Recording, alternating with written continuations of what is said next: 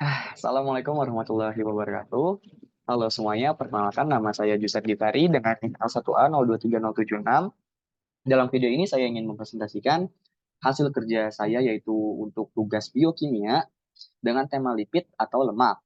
Sebelumnya ada beberapa pokok bahasan yang akan kita bahas dalam video ini seperti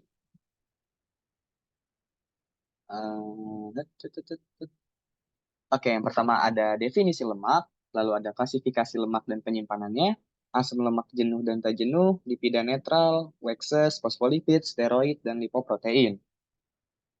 Masuk kepada pembahasan yang pertama, yaitu dari definisi lemak itu sendiri. Apa itu sih lipid? Tuh. Nah, lipid itu merupakan suatu senyawa organik yang tidak larut dalam air, namun larut dalam pelarut nonpolar seperti benzen atau diethyl ether. Lalu lipid ini berasal dari kata Yunani, yaitu lipos ataupun lemak yang dikenal oleh orang awam sebagai minyak ataupun lemak. Istilah lipida mengacu pada golongan senyawa hidrokarbon alifatik nonpolar dan hidrofob. Lalu adapun fungsi-fungsi dari lipid ini seperti yang pertama yaitu penyimpanan energi. Apabila lemak yang dikonsumsi ini sudah berlebih, maka lemak tersebut akan tersimpan pada berbagai tempat di bawah lapisan kulit sebagai cadangan energi. Lalu ada Lalu ada pelindung organ vital. Lemak dapat berfungsi sebagai pelindung organ vital dalam seperti paru-paru ataupun jantung. Sebagai contoh, ketika teman-teman itu berlari yang menyebabkan guncangan kepada organ dalam, lemak di sini berfungsi sebagai pelindung dari organ vital tersebut. Begitu. Jadi, lalu selanjutnya ada sebagai komponen penyusun membran sel dan membran organel sel. Lalu lemak merupakan salah satu bagian dari eh, yang memproduksi hormon vitamin dan juga membran sel serta membran organel sel.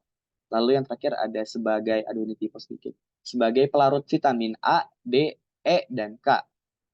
Lemak di sini berfungsi sebagai pelarut vitamin A, D, E, dan K agar si vitaminnya ini lebih mudah diserap oleh tubuh.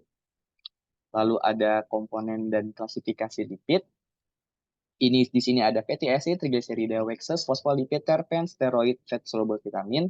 Namun di video ini kita tidak membahas semuanya, hanya membahas beberapa saja yaitu dari fatty acid, triglycerida, waxes, fosfolipid, dan steroid. Ini fatty acid, asam lemak yang biasa dikenal juga sama teman-teman asam lemak adalah molekul organik yang terdiri dari rantai hidrokarbon yang panjang dengan satu gugus karboksil RCOOH di salah satu ujungnya. Asam lemak ini dibagi menjadi dua macam, yaitu ada yang jenuh dan ada yang tak jenuh. Nanti kita bahas asam lemak tak jenuh dan tak jenuh juga. Fungsi dan ciri-ciri asam lemak ini sendiri yaitu sebagai komponen pembangun khas dari lipida, asam monokarboksilat yang rantai lurus, pada umumnya mempunyai jumlah atom karbon yang genap, dapat dijenuhkan atau dapat mempunyai satu atau lebih ikatan rangkap, punya gugus COO tunggal, terdapat dalam bentuk yang terikat secara kovalen, non-logam dan non-logam, dapat dihidrolisis secara kimia dan enzimatik.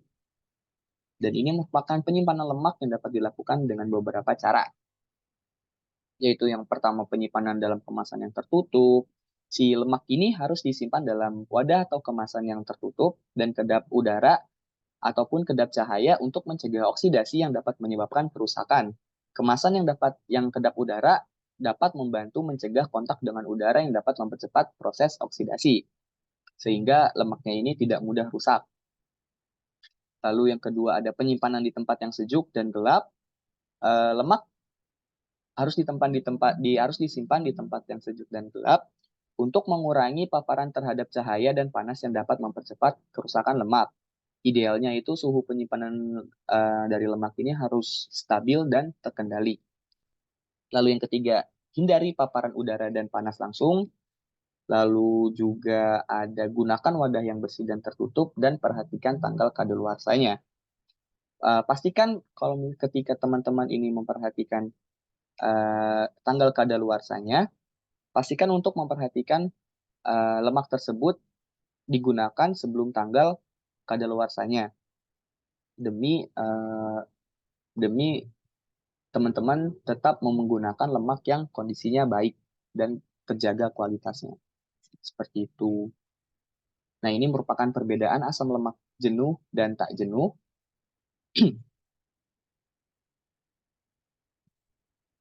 Asam lemak jenuh, pada gampangnya, asam lemak jenuh ini didefinisikan sebagai eh, asam lemak yang tidak mempunyai ikatan rangkap dua antara atom karbonnya.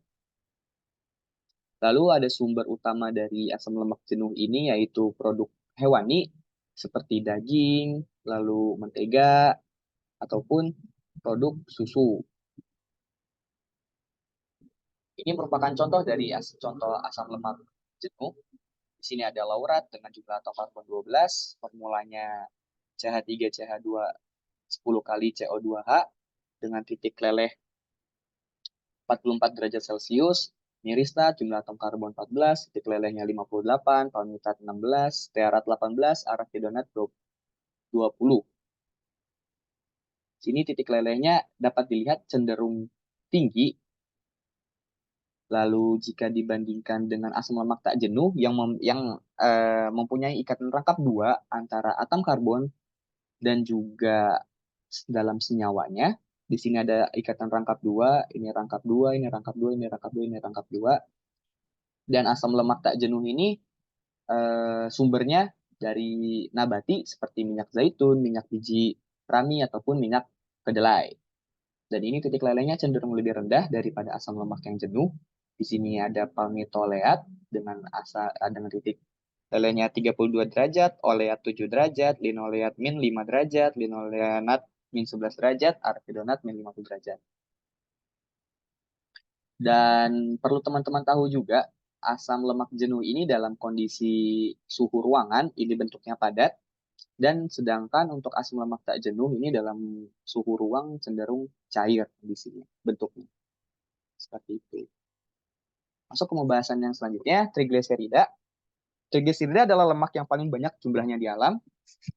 Trigliserida ini didefinisikan sebagai suatu ester yang terbentuk dari gliserol dan asam lemak, memiliki 3 gugus ester di mana masing-masing karbon rantai panjang terikat pada satu gugus karbonil. Ini merupakan reaksinya dari gliserol, ini merupakan gliserol, dan ini merupakan asam lemak, dan ini merupakan trigliserida untuk umumnya.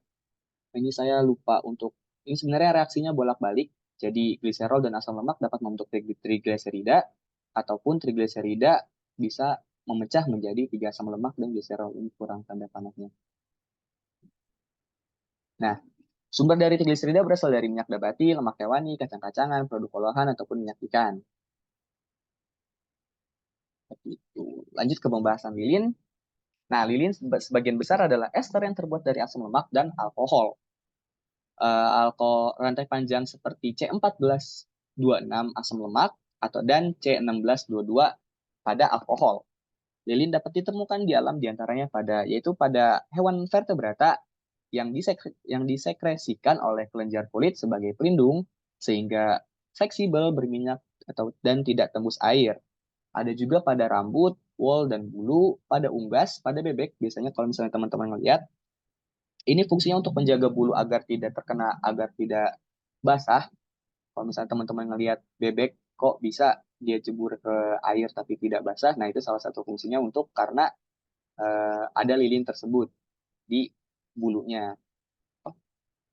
Lalu di sini ada plankton sebagai penyimpanan utama bahan bakar penghasil energi. Nah, ini pencernaan lemak. Selanjutnya ada pencernaan lemak. Pencernaan lemak ini secara simpelnya dimulai dari mulut, lalu ke esofagus, ke lambung, ke usus halus, dan ke usus besar. Ini reaksi singkatnya uh, dari pencernaan lemak. Di sini ada gliserol, dan di sini ada RCOOH. Ini ada asam karboksilat yang dibantu oleh lipase dan pankreas ini. Lalu terbentuknya trigliserida ataupun lemak ini. Ini juga reaksinya bolak-balik. Jadi gliserol dan asam karboksilat ini dapat membentuk ini, dan lemak ini bisa dipecah menjadi asam karboksilat dan juga gliserol. Seperti itu. Lanjut ke fosfolipid. Fosfolipid merupakan golongan senyawa lipid dan merupakan bagian dari membran sel makhluk hidup bersama dengan protein, glikolipid, dan gliserol. Fosfolipid terdiri atas 4 komponen, yaitu asam lemak, gugus fosfat, alkohol, dan suatu kerangka. Fosfolipid yaitu bahan penyusun membran sel sebagai surfaktan paru-paru yang mencegah perlekatan dinding alveoli paru-paru sewaktu ekspirasi.